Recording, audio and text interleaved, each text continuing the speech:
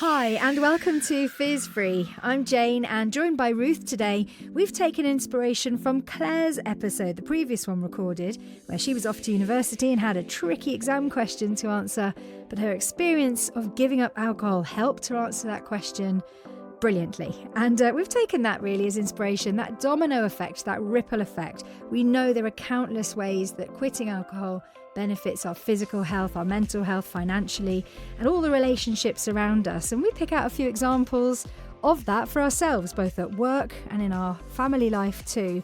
Each person's journey does look very different, and it might be worth bearing in mind at the time of recording, Ruth's approaching 4 years alcohol free, and I'm almost 2.5, and still we continue to reap the benefits of stepping away from alcohol. We hope you enjoy this listen. Thanks so much for being here. It's Fizz Free. Today I'm joined by our co-host Jane, and we're going to discuss the domino effect and how getting sober can lead to one good thing after another. Yes. And that's it. Sorry.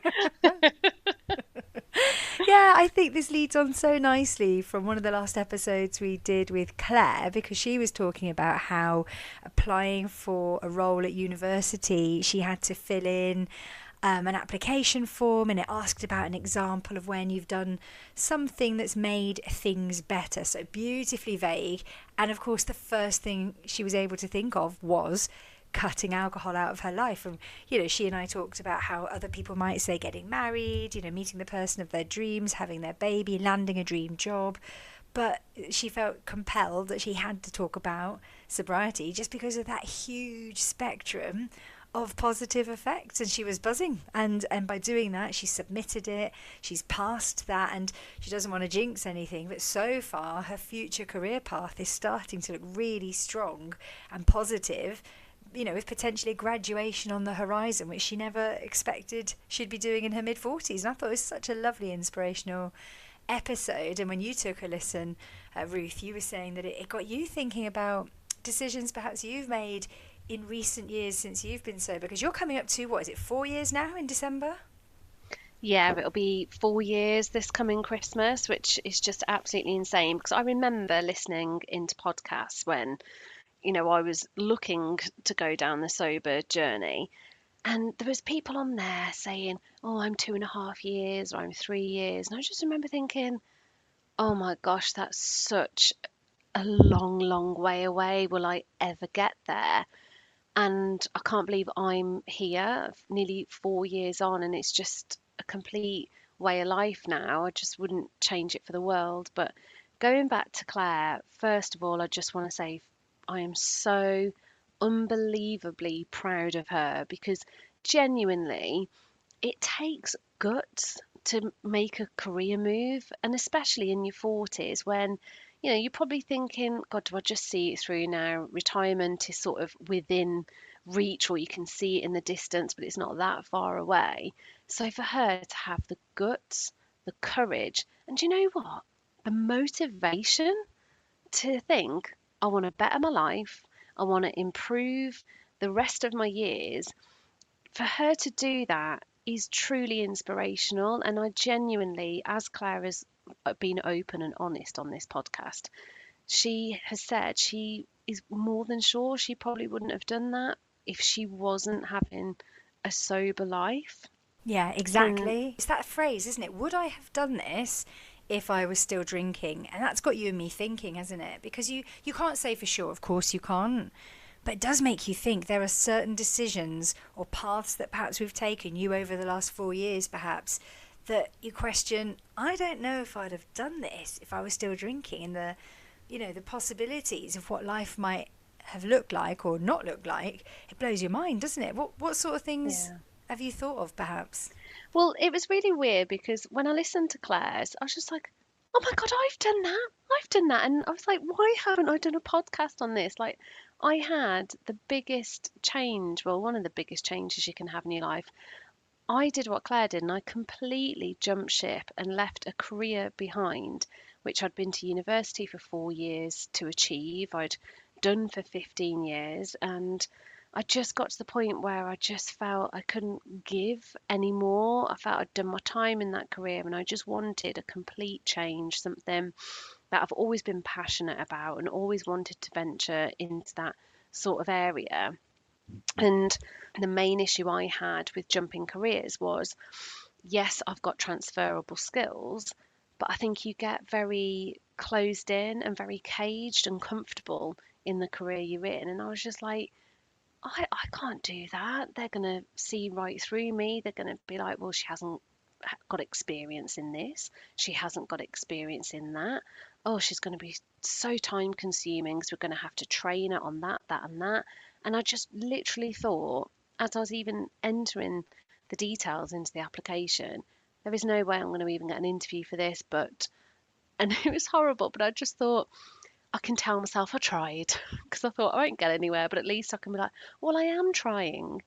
And lo and behold, I got this phone call and said, oh, we've seen your application. We're quite interested to do an initial first interview. It'll just be over Teams, nothing too formal.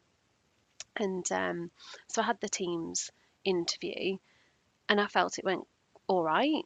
And I got a phone call saying, would you like to attend a second interview, which will be more formal? And they gave me this brief, and I had to create lots of PowerPoint slides, do a presentation, which made me do lots of research and all that. And I was so, so nervous. And I turned up and I gave it my everything because, again, I just thought, I'm probably not going to get it, but at least I can walk away knowing I've done everything I possibly can. And bearing in mind, it was for quite a sought after job. I know now that there was a lot of applicants who went for the same role. And I remember being on the car park of my previous employer, and I got a phone call and they were like, hello, is that Ruth? And I went, yeah. And they were like, yeah, they were really pleased with such and such, and we'd like to offer you a full-time position. And they went through a few of the details, and I was just completely silent. And the lady was like, are you there? And I went, yeah. And she went, do you still want the job? And I was like, yeah, yeah, but I'm just so shocked. I was like, I haven't got any experience in this area. I cannot believe they're taking a chance on me. And she said, well, you must have done something to impress them because you scored very highly. And I've been in the job 10 months now. But honestly, and Jane, you will back me up on this because I spoke to you more or less on a daily basis about it. I had the worst imposter syndrome ever, like to the point where I felt it was hindering me a little bit and kind of holding me back because I was just like, I cannot believe they've chosen me for this. They're gonna see through me and be like, oh dear God, why did we hire her? And then all of a sudden, 6 months into the role, there was a secondment come up in a sort of more responsibility role, more pressurized.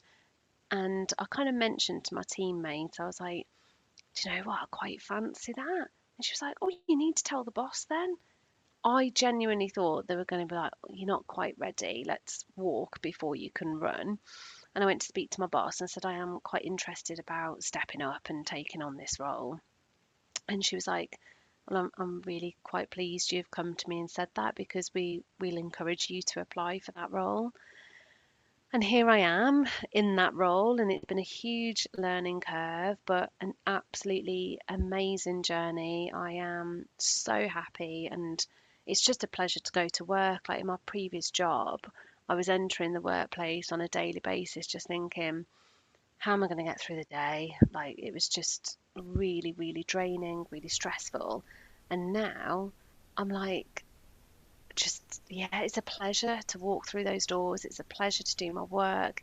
Of course it's got its challenges, of course it's got its pressures, but I'm really, really happy. Would I have made this leap if I wasn't sober? And Ruth, the thing to point Yeah. out here is it wasn't just like a little jump, but you went from public Public. sector to Yeah. private sector, and that alone is a big Yeah. shift in how a corporation or a business operates. So you went from one completely different sector to another. And as you said, what I think is really interesting is at that kind of life stage where you are thinking, I'm comfortable enough, I'm bringing in enough, I'm doing okay. I think depending on what age people do start questioning their relationship with alcohol, I mean, it doesn't tend to be 20, 21, 22. It tends to be maybe a little later on in life, but it would be so much easier, as you say, just to sort of stay put. But you think perhaps stepping back from alcohol, what gave you more clarity of thought, more confidence, more motivation? I think it's more that I had the confidence to think, do you know what? Life's too short, just give it a go. And perhaps, and probably likely, because I'm quite a motivated person, I think I probably would have made that leap eventually if I was still drinking. The question I ask myself is, would I have been as good? Do you know what I mean? I know that sounds really silly because I am really thorough. I know my prep would have been the same. I do know that. But would I have been able to give myself wholeheartedly to the interview and to the role? And probably the answer would be no, because I think even if you drink on a Friday or Saturday, I genuinely still think you still feel those effects on a Monday, possibly even creeping in slightly into a Tuesday. So yeah, I may have applied and I may have got it, but would I be where I am now, where I am already in a higher position, just 6 months into this role? Probably not, because I probably would have coasted a little bit more, taken my time a bit more, because I wouldn't have had that thirst and that drive to really stand out and prove to myself that I can do this. Um, so yeah, I'd say it's just it gives you that boost and that energy, I think is the word I'm looking for. It gives you that energized feeling to think I can do something better with my life instead of being stuck in that rut, going to a bottle of wine every night, dreaming, thinking, oh, wouldn't it be lovely to? And it's kind of an excuse. I think when you drink and you kind of drinking away any stress or any worries in your life, there's always a barrier and always an excuse. And I think when you're sober, you've just got more confidence to think, "Ah, okay, right, I see that hurdle, but actually that hurdle's not as big as I think it is. Let's just try and leap over that." And you might try and leap and stumble at the first block, like Claire did. She was getting onto this course and like, oh, you can't get your English GCSE certificate for us, so sorry you can't join the course. And she was like, crap. But she didn't give up. She was like, right, I've stumbled at that first hurdle. How can I go around it? How can I beat that hurdle? And she's like, right, well, I'll just do the test again. It's fine. And that's what it gives you. It gives you that sort of what's the word I'm looking for? Like oomph and motivation and strength to plow forward. I think you're absolutely right. I really do think so. And it does come into sort of that confidence and that clarity. And as you were talking, I was just thinking, Ruth, that I did really well in my career. And in fact, I've got this weird contrast where almost like the heavier my drinking got, the more successful I was becoming. I was almost getting more promoted. I got a more senior, more high profile role, and my drinking got heavier and heavier. And I felt like I was pulling it off, but do you know what there was? Chaos. There was a lot of lurching and sort of stumbling and like performing and proving a point and then sort of limping away afterwards and not really having a vision or a thought about where this is taking me or what do I actually kind of want. It was very much lurching and chaos. And I've heard a lot of other people say that when you're in the throes of drinking, perhaps heavier than lighter drinking, that there is just a lot of chaos and a lot of noise and a lot of distractions and obstacles and problems, and everything is just harder and more difficult because that domino effect exists while you're drinking as well, or while you're abusing any sort of a substance. It is having a knock-on effect with the people around you, your relationships and your work in many different ways, some more visible than others. So as you were talking, I was thinking, yeah, I was getting better and better with my job, but I was also drinking like more and more. And I think just that sense of chaos and stress and anxiety, that eats away at your self-confidence and your vision. We keep saying this, like clarity of mindset and this calmness. But when you are lurching like a roller coaster every day, it is hard to think, what do you want to be doing in around 5 years' time? And even if you have an idea of what you might like to do in 5 years' time, you don't believe for 1 minute you can achieve it, because you're up to your eyeballs in trying to get over the last hangover and trying to plan not to drink the next weekend, even though you're probably going to anyway. And then on the practical level as well, Ruth, you just even turning up for your interview and smashing it and delivering more than was asked for. Even on a practical level, how fresh might you have felt turning up, depending on what kind of weekend you'd had, and how prepared you would have felt. I just think that confidence and that certainty, and actually, I can do stuff, and actually this is what I want to do. And even if I get imposter syndrome or feel overshadowed or nervous, I'm me, and I've proved I can step away from a horrific substance, take control of my life, and therefore I'm going to go for this. Because the other thing you said that really resonated was, you only get one life. Like, we're not here all that long. Don't you want to think and look back and think, I really went for it. I really did the things that excite me. I really chased my passions, and I tried to give everything. And as you say, when you're drinking, it's always like an excuse. Everything's always hampered and dampened down and difficult. And I just think it's phenomenal when you can catch a chink of light and squeeze through. There's just such a huge world out there. And don't they always say the world is your oyster and you can do anything you want in life? And you sort of brush it off and think, yeah, right, whatever, other people can. But when you stop drinking, that feels quite plausible. You think, yeah, actually, I think I want to try and do other big things in my life. Yeah, absolutely. And I think part of it is actually, it shows you care, it shows that you are determined and that you genuinely want to improve your life. I remember 2 jobs ago, I went for an interview, and it was a job that was, I was going through a few medical problems at the time. I had quite a lot of ill health, and I did have to take a step back from the position I was in to regain my confidence and my skills, because I'd been out of my profession for a year. And I remember going for that interview, and I remember saying to my husband the night before, I'm not going to have a drink because I've got this interview tomorrow. But because it was a job that I could do with my eyes closed, we ended up having a drink. I probably had maybe a bottle of wine. And I remember turning up to the interview, and I just thought, you deserve not to get this. For you to drink that last night shows you do not give a damn about the outcome today. And I did, because I wanted the job, I needed the job, but I didn't care for that role. It was just to tide me over, really. And I think when I gave up drinking and I had that interview, which I've just talked about, and had an interview before, I remember feeling really proud, walking in through those doors thinking, I am fresh, I am alert, they're going to get the best version of me today. And that's how you should present yourself going into professional meetings like that, not sort of turning up thinking, oh, well, I'm not really bothered if I get this or not. And going Yeah. back to your point about sort of being overwhelmed, don't get me wrong, working full time with 2 children, maintaining my training for my races, it's a hell of a lot. And I don't sit down till probably 10 o'clock every night by the time I've got in. I mean, my husband's amazing, like, he sorts the dinner a lot when he helps out around the house. But by the time we've both kind of put washing away and we've emptied the dishwasher and we've checked the laundry's done for the school tomorrow and we've got packed lunches sorted, it's 10 o'clock by the time we sit down.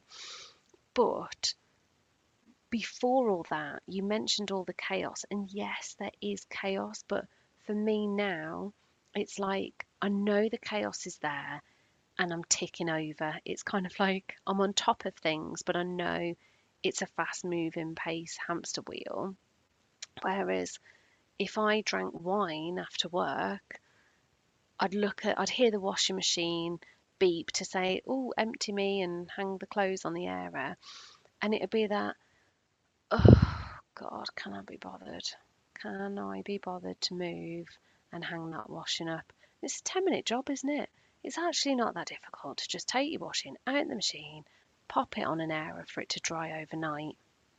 And yet, if I'd have had a glass of wine, I'd be sat there thinking, that is the biggest mountain I've got to climb because I cannot be bothered to move. It made me lazy, it made me unmotivated. And yet now I hear the ding of the washing machine. I could be sat there having a cup of tea and I'm like, oh, could you just pause this? Because I just need to go and pop the washing on the line.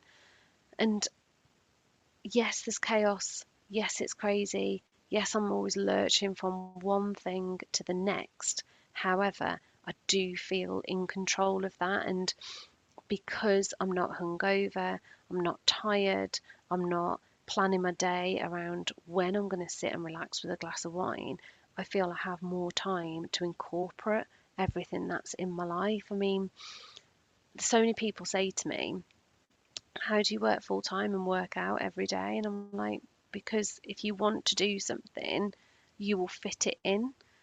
Do you know what I mean?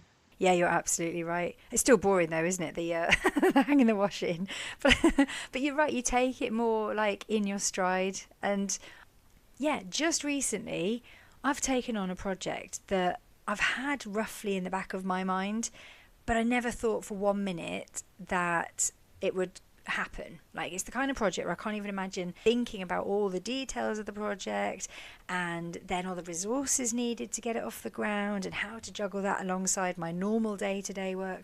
But in the last couple of weeks, it's happening. I've gone to my CEO. He loves my idea. I've started naturally looking around to pull it together, and the logo is choosing itself, the font and the colour scheme is just choosing itself. I know exactly how I want this to look. I know exactly how I want this project to sound.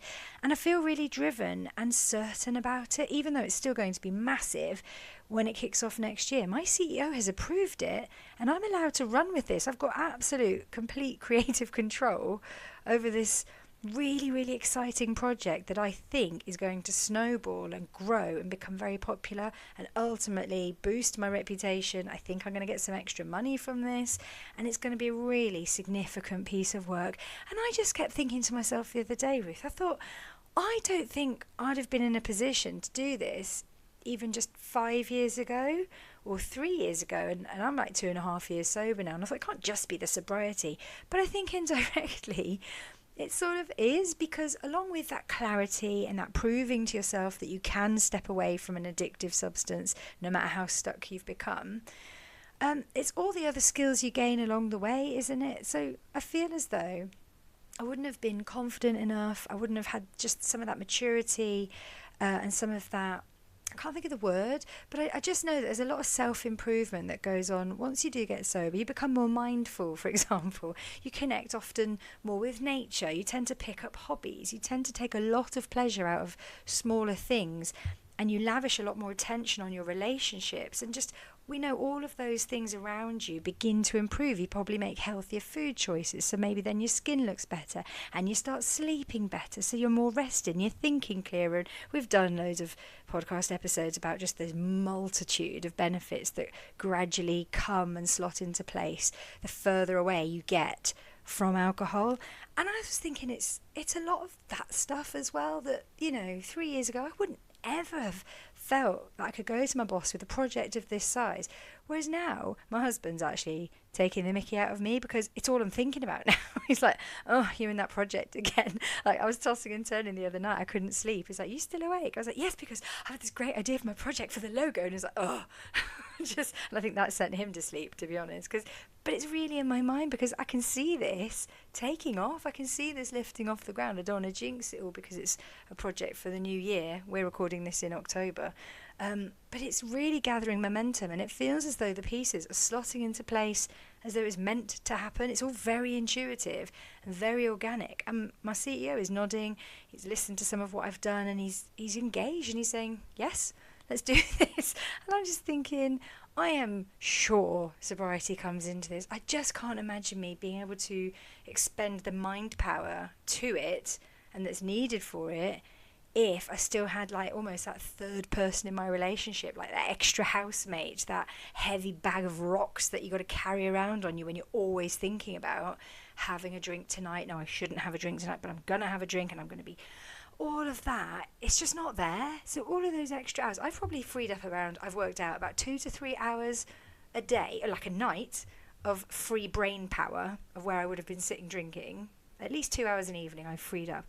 And then, of course, the few hours in the morning where you're a bit sluggish and you're regretting and you're groggy and stuff. I mean, what's that? 4 or 5 hours of extra brain time. No wonder I'm proposing new projects to my CEO. No wonder you're going for a new job and then a promotion within your new job. No wonder we feel like we can do things and take on the world, because that obstacle just isn't there. And we're being absolutely authentic and true to ourselves. That's just really powerful. So, another domino effect, I suppose. Obviously, we're mothers and we have to make choices and decisions for our children. And we made a decision for our eldest to go to a school which wasn't her natural feeder school. There was lots of reasons for it, which I won't bore the listeners with, but it was quite a bold decision that me and my husband made. We included our daughter in it, and she felt a part of that process. And she did a year at this school, and something just didn't feel quite right. She loved the education, the education was brilliant. The school was quite small, which had its positives, but the negative side of that was there wasn't many people in her year group for her to make friends with.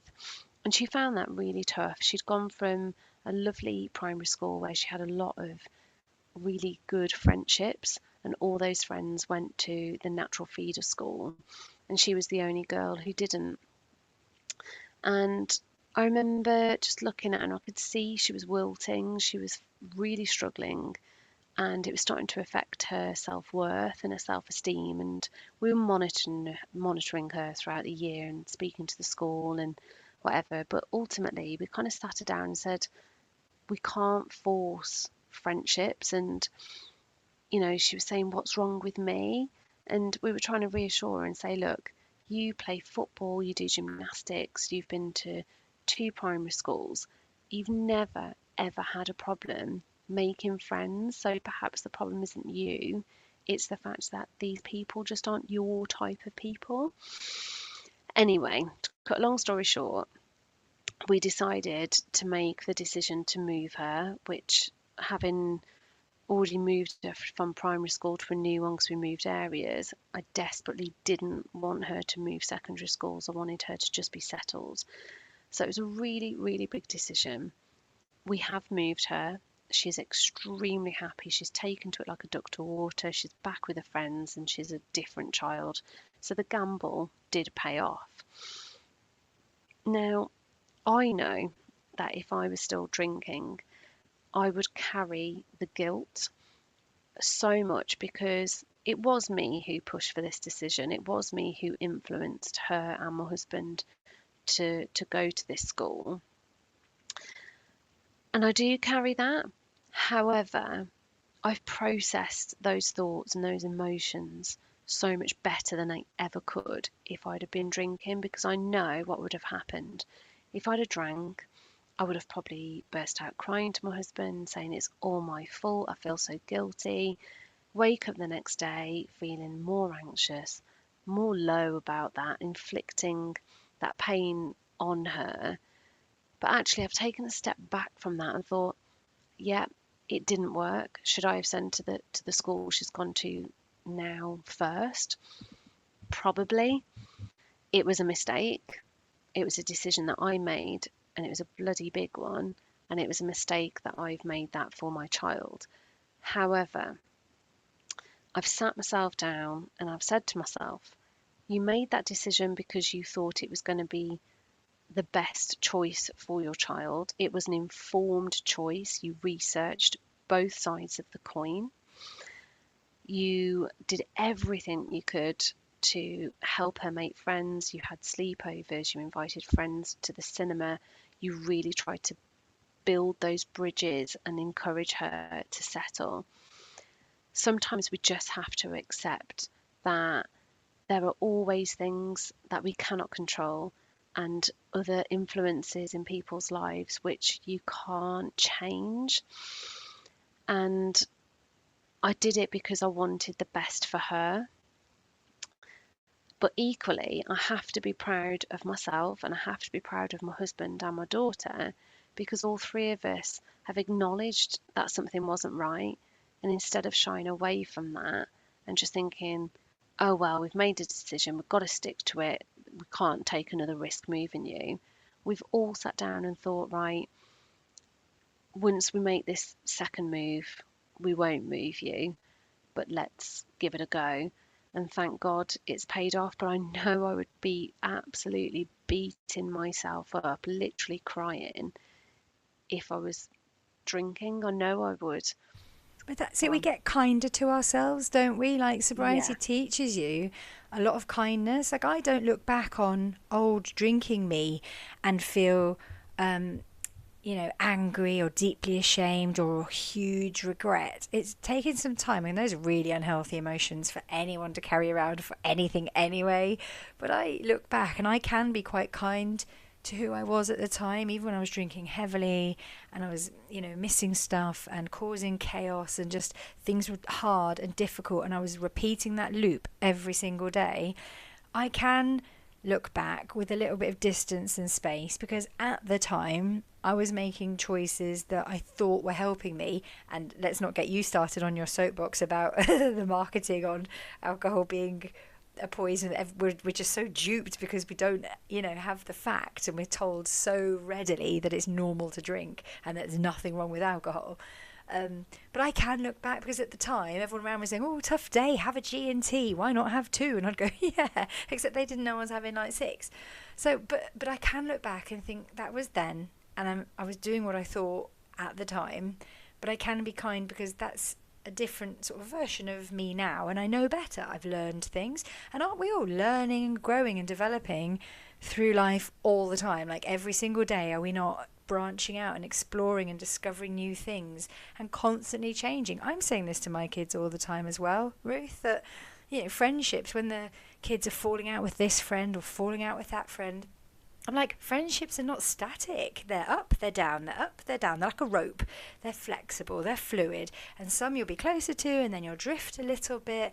And I'm okay with that. I know that now. And again, I do think getting sober helps solidify some of that knowledge that things change and we grow and develop all of the time instead of feeling completely sort of stuck in a rut. And what you were saying about the decision for your daughter's school, linked to that, I had a smaller example of it just a few weeks ago. My daughter does a lot of swimming, and she went to one class where she was put in the top squad level, which is one higher than she normally does, and she had to swim her little legs off. She had to push herself so hard, and she's so competitive, and she just about kept up, but it came at a cost. She came out of that class like broken, which she doesn't normally, and she was saying to me I couldn't do it and I wasn't enough, and they kept overtaking me and overlapping me, and she's not used to that.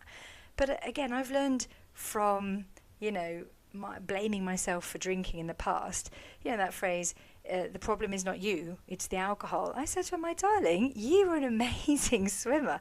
The problem today was not you, it was the class. You were in the class that wasn't correct for you.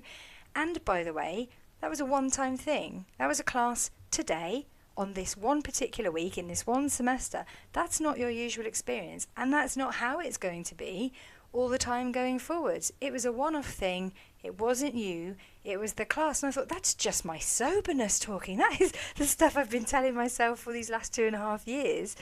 The problem is not you, it's the thing. And to be kinder to yourself. And I think that absolutely links back to what you're saying, to be able to step back, to breathe and think, no, that's okay. I haven't done everything wrong. I'm doing well and I'm being kind to me and I'm making decisions on what I think is for the best. And so onwards we go. absolutely.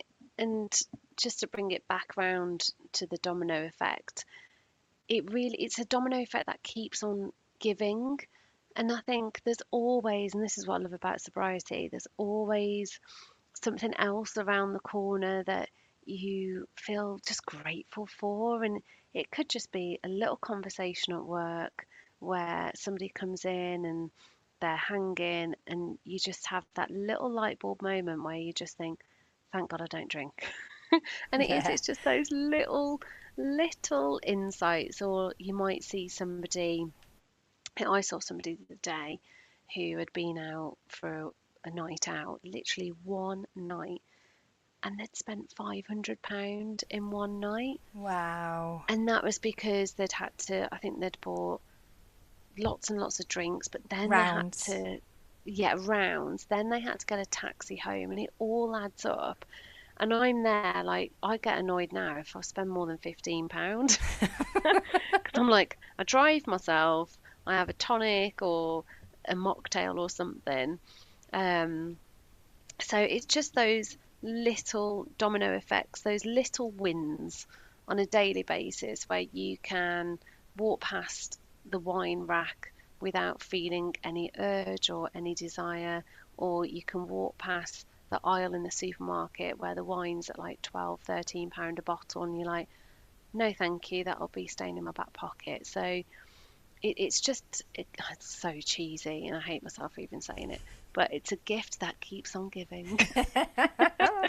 But it's true. That's the thing. It really does. Do you know what? Like, you can't go down this rabbit hole too far because I think it could implode our minds a bit. But there was that film, wasn't there, with Gwyneth Paltrow, Sliding Doors, where on one day her life went in one direction and on another day her life went in the other direction. And I don't think I've watched the whole film through, so I can't talk with any clarity on it. But basically in the instance of some sliding doors happening and one decision, your life can look completely different. And if I spend too long thinking, how might things look for me now if I was still drinking? Look, maybe they wouldn't look that different. Maybe I'd still be trying to get this project off the ground and speaking wonderful sense to my children.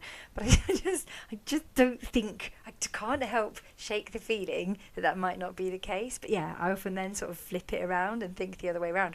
What if I was still drinking? Like, what would life look like? I know I'd still be suffering massive anxiety, because I think I've told you, for me that was becoming unbearable. The waking up, the trembling in the night, the panics, the deep heavy anxiety that I just got used to living with. I thought it was normal, Ruth. I thought we all just walk around feeling absolutely rubbish.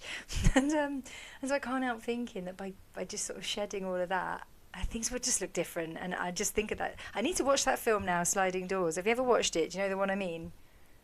I know exactly the one you mean, and it's such a brilliant concept for a film because, I mean, they did dramatize it. However, that can happen. Like, just that moment of missing a train and getting home early or getting home late completely changed the course of that lady's life. And it is true. I mean, what worries me, and it's a weird thing to say, but would I be sober if lockdown hadn't have happened? Yeah, that's an interesting one. I think a lot of people can relate to that because lockdown made people analyse their relationships with alcohol, didn't it? Massively. For me, it was the absolute pivotal point where I wanted to change. I would say I'd had the desire to be sober for quite some time, years in fact, but never ever thought I could do it because of the peer pressure, because the social circles that I'm in and how it's so socially acceptable. But lockdown was that turning point where I could see that I was drinking more. And even though it was that small window of time, I would say prior to that, I wasn't comfortable with my drinking, but I was in control of it, if that makes sense. In lockdown, I could feel that loose, like that grip getting looser, and I was losing control, and it scared the crap out of me, and that's why I got sober. My guess would be if we hadn't have had lockdown, I would eventually have given up. Possibly not right now. I'm talking years and years in the future. So in a very, very messed up, weird way, I'm grateful to lockdown because it just gave me that sort of glimpse into what my future could be if I didn't give it up. I just felt I was going down a rabbit hole, really, and thank God I found the strength and sort of online support through podcasts and reading Quit Lit to say no and just think, do you know what, I want to remove this toxic poison from my life because I've just got no room in it. I'm going places. I haven't got room for you to hold me back like a ball and chain. I want to move quicker, thank you. Do you know what? I would have given up eventually as well, but it wouldn't have been by choice. I think I would have hospitalised myself, and I'm not exaggerating. I think the health effect would have caught up with me by the rate that I was drinking, because I think I drank a lot heavier than you, and I feel certain I would have had an alcohol-induced accident, which was one of my biggest fears, or some sort of longer-term chronic health condition that would have impacted me and forced me to give up. I genuinely believe that that is the case, to be honest with you.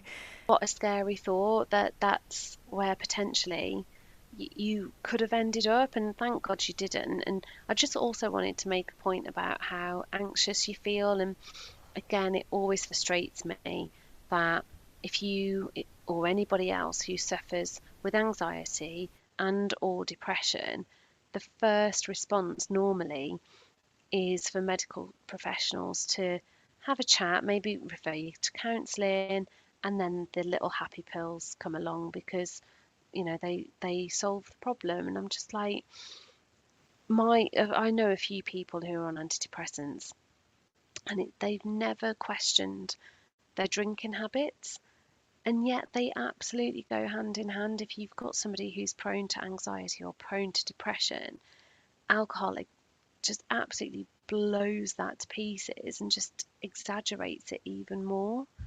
Yeah, that's Yeah, frightening. That is it's frightening. frightening. I think one of the last things I really had to say on this topic was that getting sober, I did the work. I got past the key points of thinking I'm doing really well. I remember getting to like 2 months, 3 months, 100 days. And as things began to kick in, I got more comfortable and I found my stride. And then the 1 year anniversary was so exciting.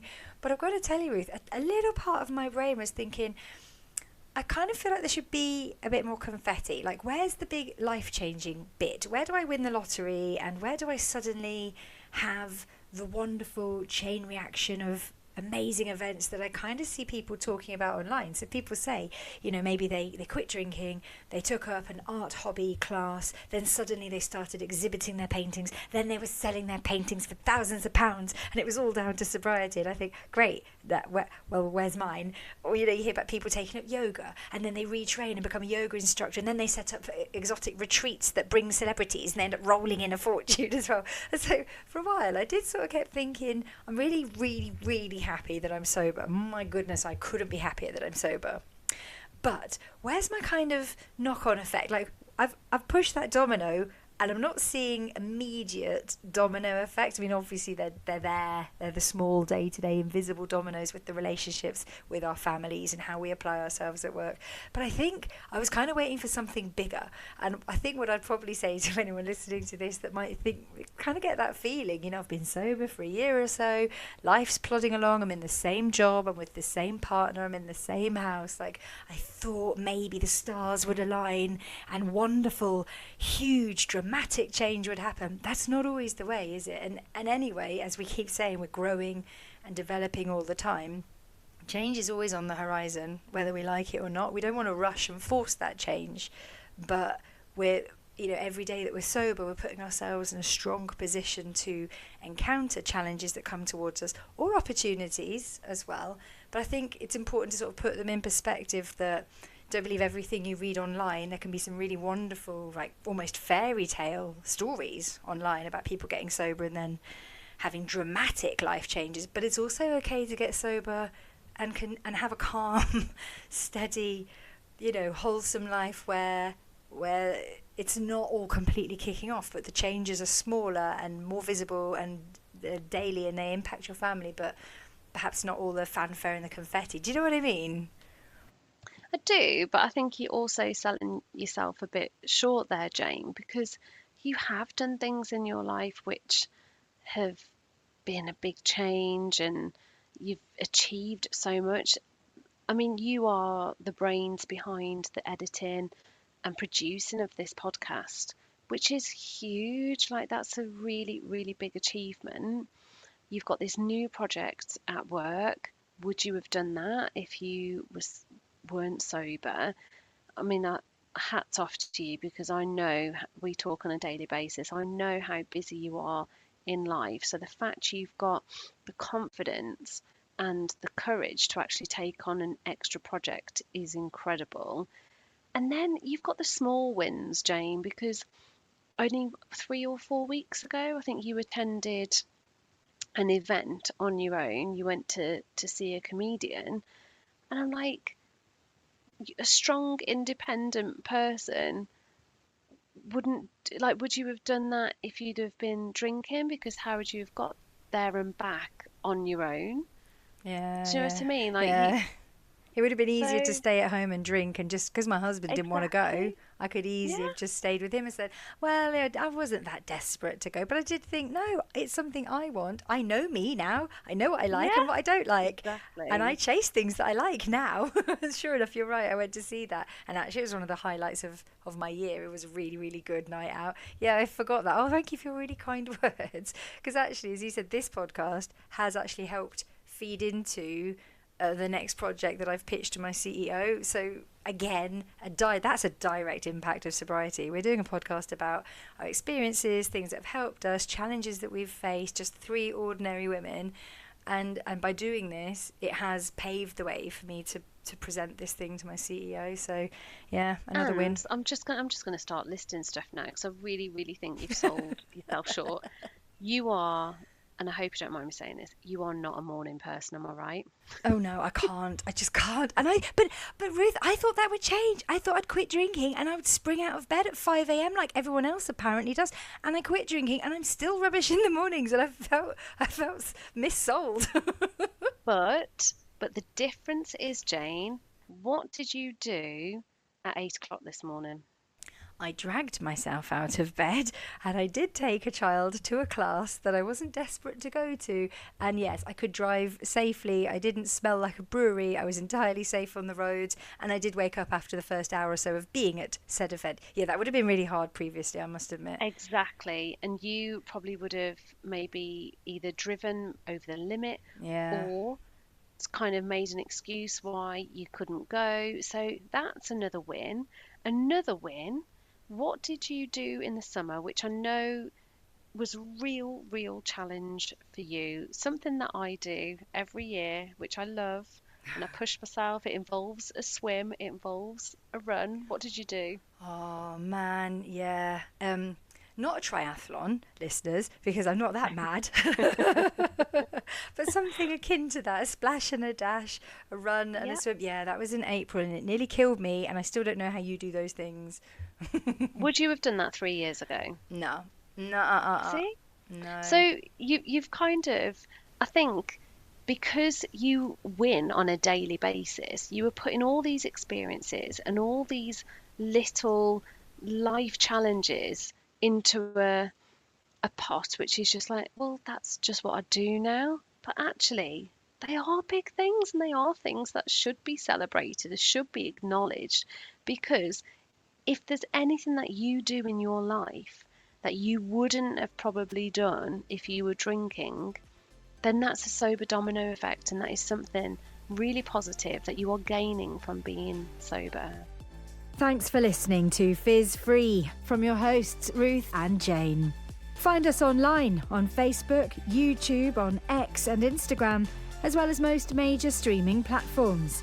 If you'd like to get in touch with the show, the email is fizzfree0, the number 0, @gmail.com. Don't forget to rate us and to give us a like and a share to spread the word. Changing your relationship with alcohol. Less fizz, more free.